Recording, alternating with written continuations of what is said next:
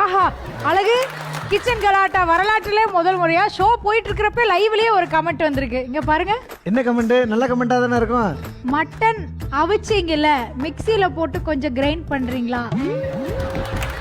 அப்படியே பொடி மாசா பண்ணக்கூடாது அழகு. கொத்து மட்டன் இருக்குல்ல அத மிக்ஸில போடணும் அழகு.